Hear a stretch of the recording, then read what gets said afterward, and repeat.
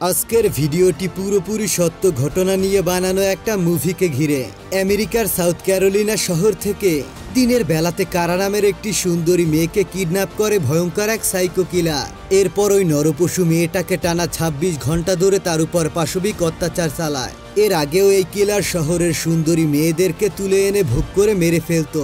তবে এই মেয়েটা সৌভাগ্যক্রমে এই লোকটার হাত থেকে পালাতে সক্ষম হয়। কিন্তু আশ্চর্যের ব্যাপার হলো এই মেয়েটা যখন এই ঘটনা পুলিশকে খুলে বলে, পুলিশ এটা কিছুতেই বিশ্বাস করে না।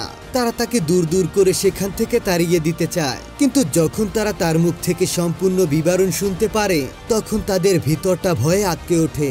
এখন কথা হচ্ছে, এই মেয়েটি কি তার সাথে হওয়া অন্যায়ের বিচার পাবে, নাকি অন্যায়কারী বাইরের হাওয়া লাগিয়ে ঘুরে বেড়াবে? সেটাই দেখতে চলেছি আজকের পুরো গল্পে। তো বন্ধুরা, আর বেশি স্পয়লার না দিয়ে চলো সরাসরি গল্পে ঢুকে পড়া যাক। গল্পটি শুরু হয় আমেরিকার সাউথ ক্যারোলিনা থেকে, যেখানে আমরা কারা নামের একটি মেয়েকে দেখতে পাই, যার বয়স ছিল মাত্র ২০ বছর। সে তার এক বান্ধবীর বাড়িতে রাত কাটাচ্ছিল। তার বান্ধবীর বাবা মা তখন বাড়িতে ছিল না, তাই তারা দুজনে এনজয় করে পুরো রাত কাটাতে থাকে। পরের দিন সকালে তারা ঘুম থেকে তাড়াতাড়ি করে ওঠে, কারণ আজকে তাদের ঘুরতে যাওয়ার প্ল্যান ছিল। কারা তার মাকে ফোন করে তার কাছ থেকে অনুমতি চায়। কারার বাবা মায়ের অনেক আগেই ডিভোর্স হয়ে গিয়েছে, তাই সে তার মায়ের সঙ্গেই থাকতো। যদিও কারা মাঝে মাঝে তার বাবার বাড়িতেও যায়। সে তার মাকে বলে, আমি আমার বান্ধবীর সঙ্গে ঘুরতে যাচ্ছি, আর আমার যদি ফিরতে দেরি হয় তাহলে বাবা এসে আমাকে নিয়ে যাবে। এটা শুনে তার মা তাকে সাবধানে থাকার পরামর্শ দেয় এবং সেই সঙ্গে তাকে ঘুরতে যাওয়ার অনুমতিও দিয়ে দেয়। এদিকে কারার বান্ধবীও তার বাবা মায়ের কাছ থেকে অনুমতি পেয়ে যায়। এতে তারা দুজন খুবই খুশি হয়ে যায়। কিছুক্ষণ পর কারা তার বান্ধবীর বাড়ির বাগানে গাছে জল দিচ্ছিল। হঠাৎ করেই সে খেয়াল করে একটা কালো রঙের গাড়ি বারবার ওই রাস্তা দিয়ে যাচ্ছিল, কিন্তু সে এই বিষয়টিকে তেমন একটা পাত্তা দেয় না। এরপর সেই গাড়িটা তাদের বাড়ির সামনে এসে থেমে যায়, আর সেই গাড়ির মধ্য থেকে একজন লোক নেমে এসে তার কাছে চলে আসে। সে সোজা কারার কাছে গিয়ে তার সঙ্গে কথা বলতে শুরু করে। ওই লোকটার নাম ছিল রিচার্ড। সে নিজেকে একজন সেলসম্যান বলে পরিচয় দেয়। তারপর সে কারাকে জিজ্ঞাসা করে, তোমার বাসায় কে কে আছে? কারা জানায় সে তার বান্ধবীর বাড়িতে বেড়াতে এসেছে, আর এই বাড়িতে ওর বান্ধবী ছাড়া আর কেউ নেই। এটা শোনার পর রিচার্ড তার মনোযোগ অন্যদিকে সরানোর চেষ্টা করে। ঠিক তখনই সে হঠাৎ করে একটা পিস্তল বের করে আর কারাকে ভয় দেখিয়ে বলে, চুপচাপ আমার গাড়িতে বসো, না হলে তোমাকে আমি গুলি করে মেরে ফেলবো। এটা দেখতে পেয়ে কারা প্রচন্ড ভয় পেয়ে যায়। সে বুঝতে পারছে না হঠাৎ করে কি হয়ে গেল। এদিকে রিচার্ড তাকে জোর করে বারবার গাড়িতে উঠতে বলে। কারা এই অল্প বয়সে মরতে চায় না, তাই সে বাধ্য হয়ে গাড়িতে উঠে পড়ে। এরপর রিচার্ড গাড়ির ভেতরে থাকা একটি কন্টেইনারে তাকে আটকে দেয় এবং গাড়ি চালিয়ে নিয়ে সেখান থেকে চলে যায়। আজকে কারার ভাগ্যটা একদমই ভালো ছিল না, কারণ এই দিনের আলোতে পুরো রাস্তায় কোনো লোকজন ছিল না। সে প্রচন্ড চিৎকার করতে থাকে, কিন্তু কেউ তার চিৎকার শুনতে পায় না। এরপর তাদের গাড়িটি একটি জায়গায় এসে থেমে যায়। রিচার্ড কন্টেইনার খুলে কারাকে ভয় দেখিয়ে বলে, যদি তুমি এখান থেকে পালানোর চেষ্টা করো তবে তোমাকে আমি গুলি করে দেব। তারপর সে গাড়ির ভেতর থেকে আরো কিছু জিনিসপত্র বের করতে থাকে। এটা দেখতে পেয়ে কারার মাথায় একটা বুদ্ধি চলে আসে।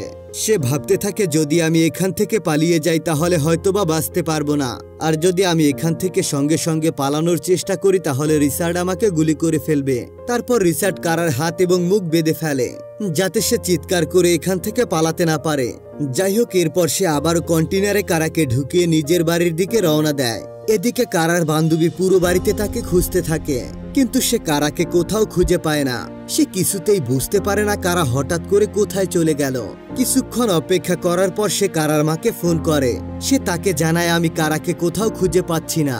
এটা শুনতে পেয়ে কারার মা প্রচন্ড ভয় পেয়ে যায়। সে সঙ্গে সঙ্গে কারার বাবাকে ফোন করে, কারণ কারাকে তো তার বাবারই নিতে আসার কথা ছিল। কিন্তু যখন সে জানতে পারে যে কারা তার বাবার কাছেও নেই, তাই সে আরো বেশি ভয় পেয়ে যায়। তারপর সে সঙ্গে সঙ্গে পুলিশকে ফোন করে ডেকে নেয় এবং নিজেও মেয়েকে খুঁজতে বেরিয়ে পড়ে। পুলিশ কারার বান্ধবীর বাড়িতে এসে সব কথা শোনে। সবকিছু শুনে পুলিশের কাছে মনে হয় কারা হয়তোবা নিজের বয়ফ্রেন্ড বা অন্য কোথাও ঘুরতে গিয়েছে, আর হয়তোবা কিছুক্ষণ পর সে আবারও ফিরে আসবে। কিন্তু যখন কারার মা তার বয়ফ্রেন্ডের সঙ্গে যোগাযোগ করে তখন সে জানতে পারে কারা তার সঙ্গেও নেই। এরপর সত্যিটা আস্তে আস্তে স্পষ্ট হয়ে ওঠে, কারণ কারা তার বয়ফ্রেন্ডের সঙ্গেও ছিল না, অন্য কোনো বন্ধুর সঙ্গেও ছিল না। এটা ভেবে কারার মা খুবই দুশ্চিন্তায় পড়ে যায়। কারার মা সঙ্গে সঙ্গে পুলিশ স্টেশনে চলে যায় এবং তার মেয়ের নিখোঁজ হওয়ার জন্য একটা রিপোর্ট তৈরি করে। কিন্তু পুলিশ অফিসাররা এখনো এই বিষয়টিকে খুব একটা গুরুত্ব দেয় না। এদিকে রিচার্ড কারাকে নিজের ঘরে নিয়ে একটা গোপন রুমে আটকে রাখে। সে বিভিন্নভাবে তাকে ভয় দেখানোর চেষ্টা করে। সে বলে, তুমি যদি এখান থেকে পালানোর চেষ্টা করো তাহলে আমি তোমাকে জানেই মেরে ফেলবো।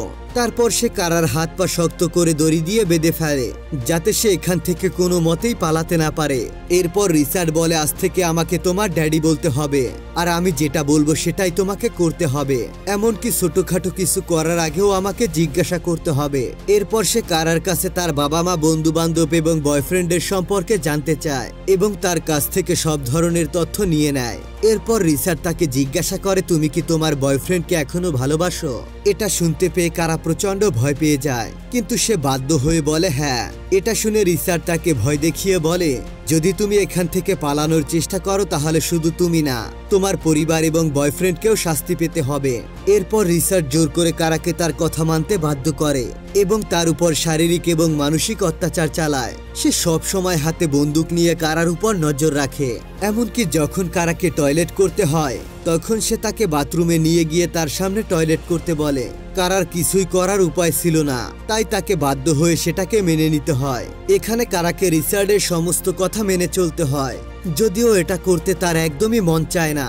এক সময় সে অনেকবার এখান থেকে পালানোর কথা ভাবে, কিন্তু সে এটাও জানে যদি এখান থেকে পালানোর চেষ্টা করে তাহলে রিচার্ড তাকে মেরে ফেলবে। এদিকে রিচার্ড বাড়ির সমস্ত দরজা জানালা বন্ধ করে রাখে এবং সব সময় তার উপর নজর রাখে, যার ফলে সে পালানোর কোনো সুযোগই পায় না। সন্ধ্যায় রিচার্ড কারাকে জোর করে খারাপ ভিডিও দেখতে বাধ্য করে, কিন্তু কারা এটাকে কোনো মতেই দেখতে চায় না। সে তখনই কারাকে প্রচন্ড মারধর করে। তখন কারা বুঝতে পারে সে একজন ভয়ঙ্কর সাইকোর হাতে পড়েছে। এখন তাকে এখান থেকে বেঁচে ফিরতে হলে বুদ্ধি খাটিয়ে চলতে হবে।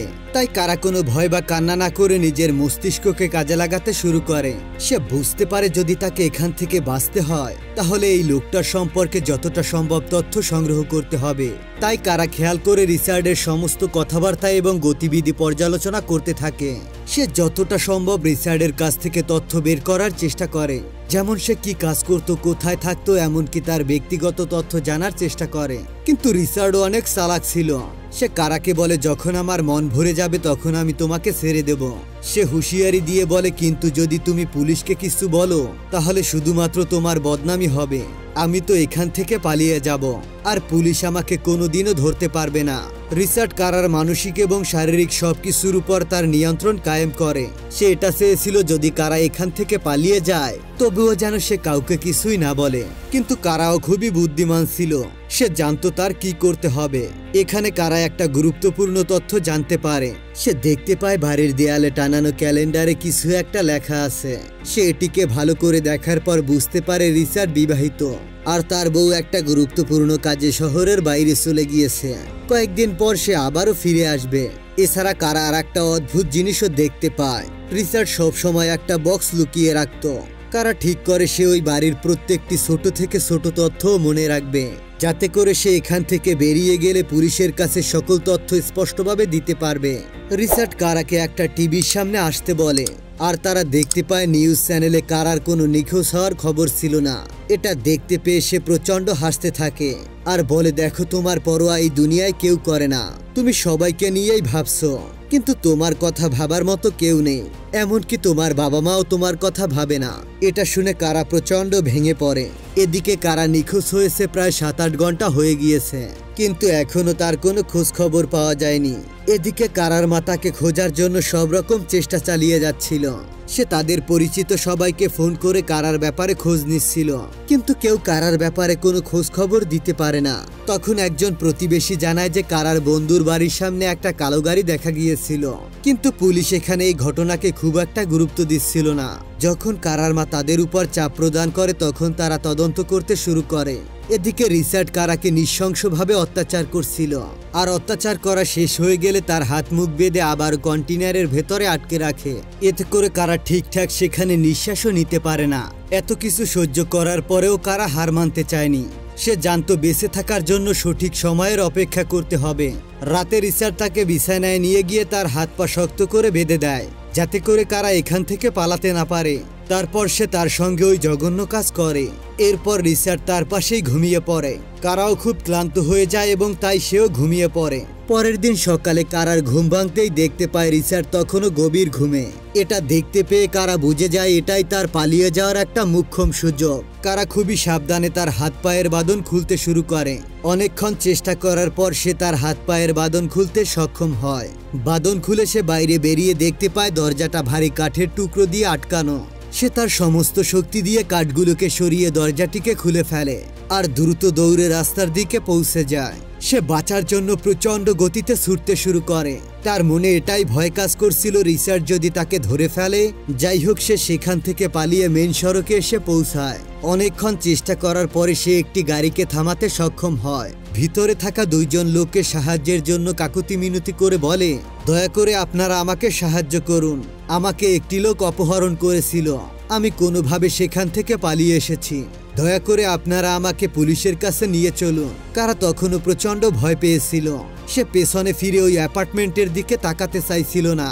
তার কাছে মনে হচ্ছিল রিচার্ড যেন তার পিছেই চলে আসবে।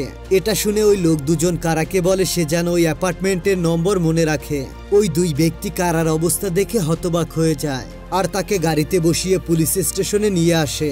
সেখানে গিয়ে কারা পুলিশকে পুরো ঘটনা খুলে বলে।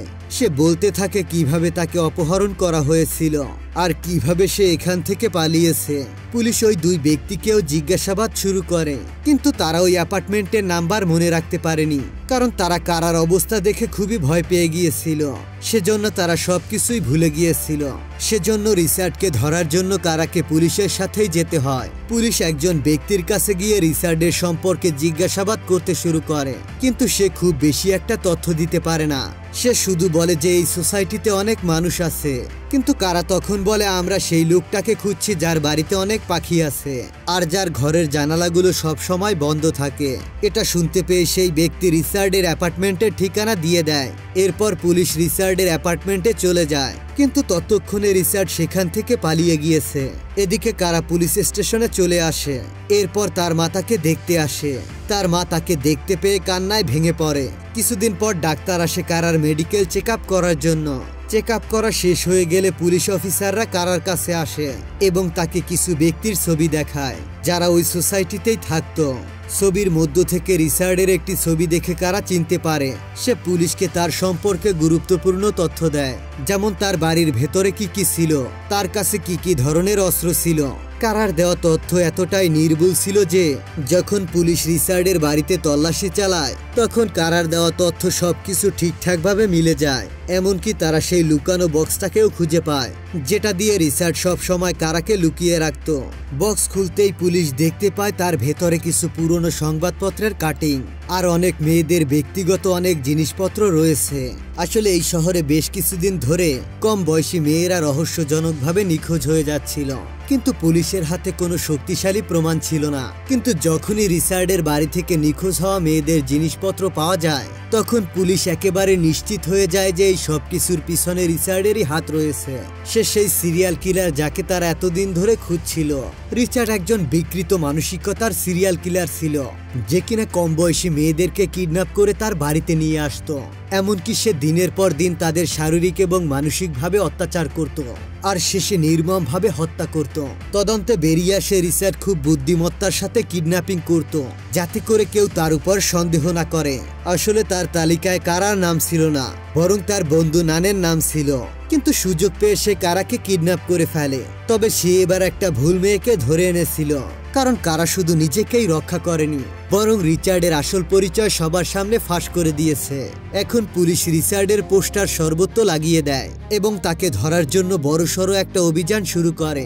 এদিকে পুলিশও ভাবছিল যে রিচার্ডের তালিকায় আরো অনেক মেয়ের নাম থাকতে পারে, তাই তাকে যত দ্রুত সম্ভব গ্রেফতার করা দরকার। পুলিশ তার স্ত্রী এবং বোনকে জিজ্ঞাসা করে, কিন্তু তার স্ত্রী একদমই বিশ্বাস করতে পারে না যে তার স্বামী এমন একটা জঘন্য কাজ করতে পারে। কিন্তু তার বোন পুলিশকে জানায় রিচার্ড গতকাল তাকে ফোন করেছিল এবং সে বর্তমানে আমার আইডি কার্ড ব্যবহার করে একটি হোটেলে লুকিয়ে আছে। পুলিশ সঙ্গে সঙ্গে সেখানে গিয়ে হাজির হয়, কিন্তু রিচার্ড আগে থেকেই সেখান থেকে পালিয়ে যায়। এখন সে খোলা হাওয়ায় ঘুরে বেড়াচ্ছিল, যা সবার জন্যই বিপদ হতে পারে। তাই পুলিশ কারার বাড়ির সামনে 2 ঘন্টার নিরাপত্তা বসিয়ে দেয়। কিন্তু এত নিরাপত্তার মধ্যেও কারার দম বন্ধ হয়ে আসছিল, কারণ সে তার স্বাভাবিক জীবনে ফিরতে পারছিল না। এমনকি কারাকে বাড়ির বাইরেও যেতে দেওয়া হতো না, কিন্তু সে এটাকে মেনে নিতে পারছিল না।